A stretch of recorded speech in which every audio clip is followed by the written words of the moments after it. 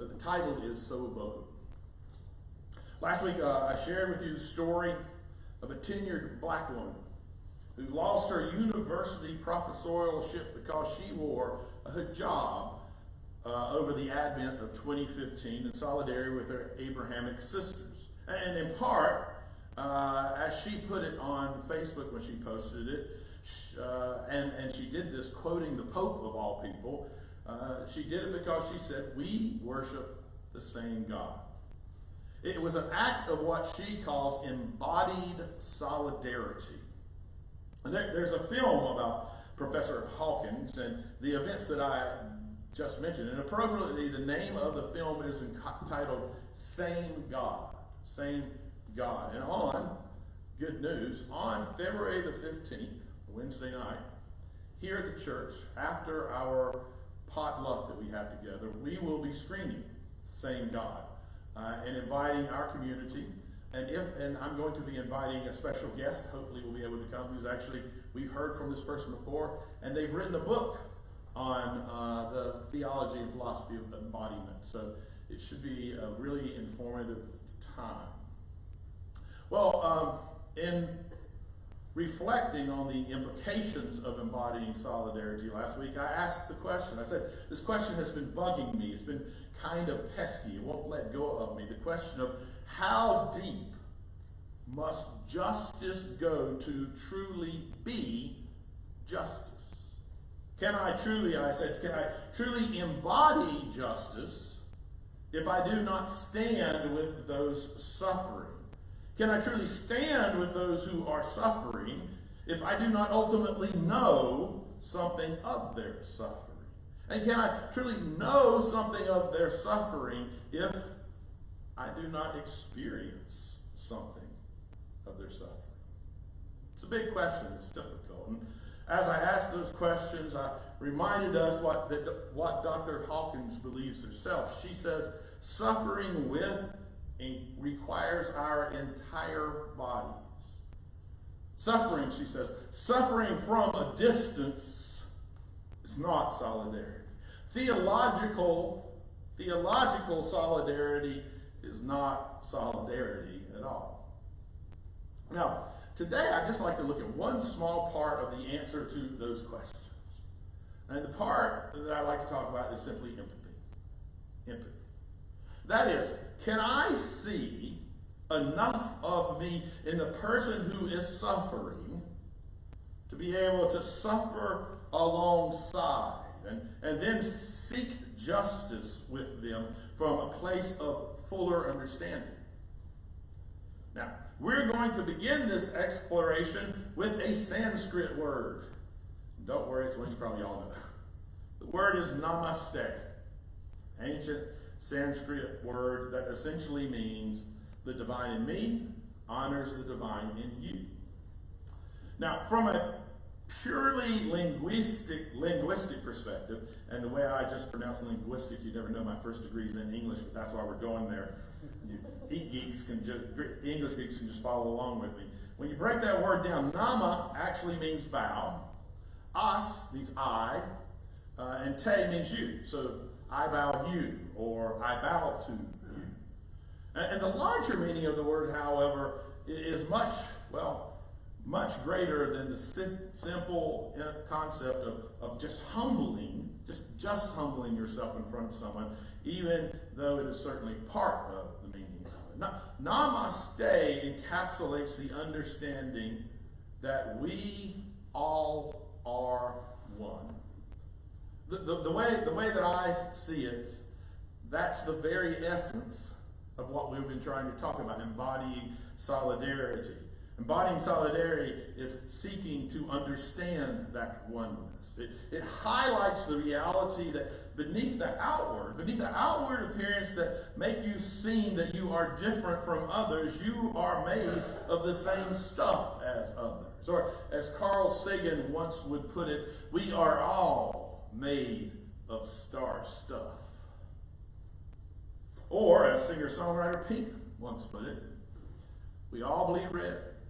We all cry tears on this endless search for the meaning of life and love. Basically, we are all more sane than we are different. Tantric philosophy teaches that everything that exists is one divine consciousness that longs to experience itself in different forms. One divine consciousness that longs to experience itself in different forms. Even Judaism and Christianity hint at this reality in telling us, as we read today in our scripture, that we each are made in the image of God, Imagio Dei. Unfortunately, at least so says Tantric philosophy, it is in our human nature to forget this truth. That every person, thought, feeling, and expression is a perfect expression of the one divine awareness. When a being does forget, when a being forgets by being separate or thinks that they're less than or better than some other, it suffers. The teaching says that one of our highest spiritual goals should be simply remembering who you are. By saying namaste. Well, saying it and understanding what it fully means and meaning everything that it says. In that, you are saying that for you, you see others for what you actually are. Tantric teachings would say that's an affirmation. It's an affirmation of the choice to identify with the God consciousness rather than with the simple ego, which tells us that we are somehow superior or inferior to any other person on this planet. And many people within the Christian tradition are familiar with the idea as well, the idea of Christ within. And in Hinduism's premier holy text, the Bhagavad Gita, we have Krishna within. And the Quran tells us that Allah is closer to you than your jugular vein. Love that. The Buddhist scriptures talk about the Buddha within. And correspondingly, the Adi Granth, which is the Sikh holy text, says that the one God is all-pervading and always dwells in the mind. Though many religious people know the idea that God is to be found within them, most folks somehow imagine that it's like only this small piece of a divided part of God that's inside them, or that all that it means is that there's some aspect of God within us. However, other passages in the scriptures of the world's religions also clearly state not only that God is indeed within us, but also that God is undivided, indivisible, and always one. For instance, this idea is clearly stated in the Bhagavad Gita, chapter 13, verse 17, saying, although the super soul, which is the code sort of for the God within, although the super soul appears to be divided, he is never divided. He is situated as one. French idealist, philosopher, and Jesuit priest Pierre Teilhard Chardin put it this way: we are not human beings having a spiritual experience. We are spiritual beings having a human experience. Or as C.S. Lewis once put it, there are no ordinary people. You have never met a mere mortal.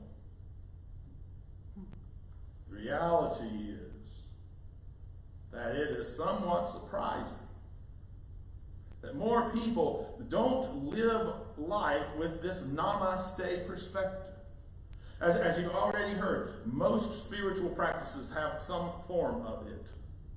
And many other cultures themselves do. In Hawaii, the Hawaiian greeting aloha has a very similar meaning. One interpretation of aloha is I bow to you. The light within me honors the light within you. The Zulu people of South Africa's largest ethnic group, their greeting is Sawubona, which is actually used now by many people in South Africa, not just the Zulu. Sawubona means, anybody? I see you. I see you. And it gets better than that. The culturally appropriate response is Nikoma, which means I'm here. But ultimately, we lose stuff in translation a lot from one language to the other and can lose some of its meaning. A more expanded understanding of that is not just that I am here, but if you see me, I am here. If you see me, I am here. But the integral Zulu greeting and response in it is the sense that until you saw me, I didn't exist. By recognizing me, you brought me into existence. I am because you are, and you are because I am. Zulu folks say, and clarifies it, saying, Ubuntu, Nagamuntu, Nagabantu. Everybody knows that. So I'll just, for the few, I'll interpret. A person is a person because of other people. When I try to put all this together, I end up with three key components to keep in mind as we consider the value and possibly necessity of embodying oneness. First, we come from a place of understanding that we are made in the image and the likeness of God, of the God Spirit, of this thing that is larger than us, and that our true essence is one way in which the divine is expressed. Or as Muhammad put it, whoever knows themselves knows God.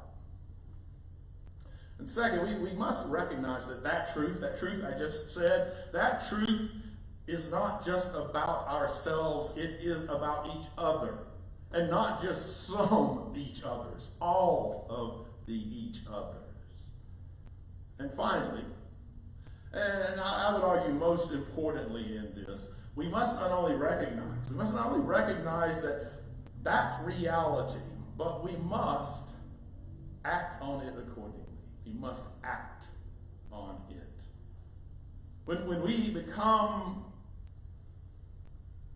a consciousness of Sawubona, when we come to that consciousness in ourselves, a really seeing a person, we will want nothing less than to honor, to bless, to appreciate, to serve, and to love them, and to see them treated with dignity and justice. 1 Corinthians chapter 12, the Apostle Paul makes it clear that when one suffers, we all suffer. Now, I'm going to go a little bit science geeky on you, so if you're not science people, I can just wait when we're done. You're going to just turn off, it's fine.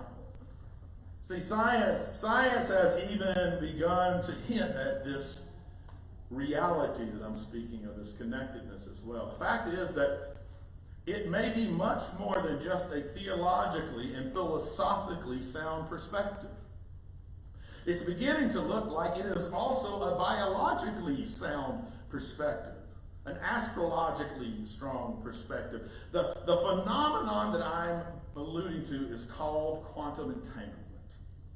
Don't turn off just because it's a big word that most of us don't. Quantum entanglement. I will break it out a little bit easier. It's a little bit oversimplified.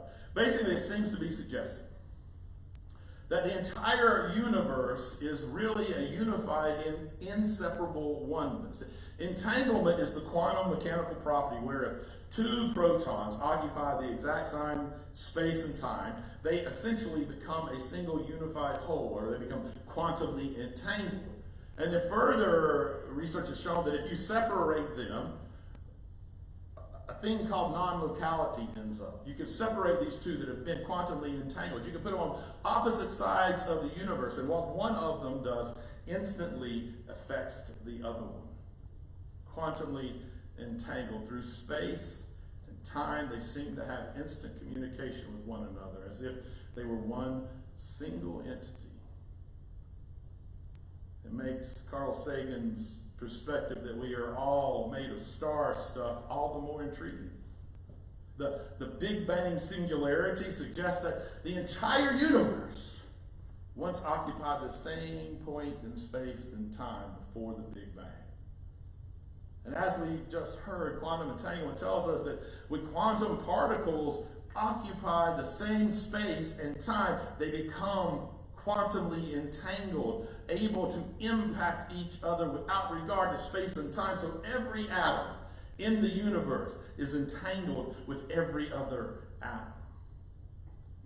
Logically, I have to deduce that even though it started as a Big Bang and expanded and distributed the matter and mass across all of the universe, it also exists as a single, unified, inseparable whole. We are all star stuff. We are all inextricably connected. The divine in me sees the divine in you. When I see you, I see me. We as a race have a lot of work to do on a namaste perspective, embodying solidarity, of embodying oneness, particularly maybe with those with whom we disagree. But I don't know about you, but it seems to me it is exactly the kind of thing that could begin to heal our nation and maybe even the world. So to you I say, namaste, aloha, Sawubona.